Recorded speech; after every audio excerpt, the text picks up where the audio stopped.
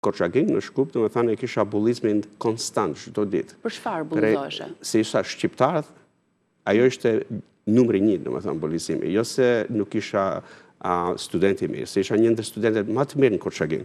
Dhe gjithashtu i bëra fitova çdo gara.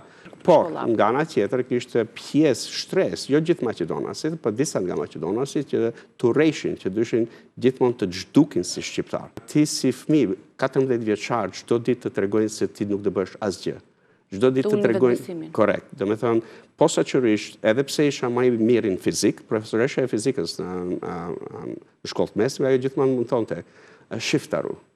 Ti asgjë nuk do bësh, edhe ti asnjëherë nuk do të kalosh vitin. Pas një zë prej zvoglit që prindët më kanë thënë, mos ju tregon njerëz me fjalë ose të justifikosh se kush je, po tregova me vepër. E vepra ime u hyra në, domethënë, të bëjmë më i miri me punë edhe me mësime.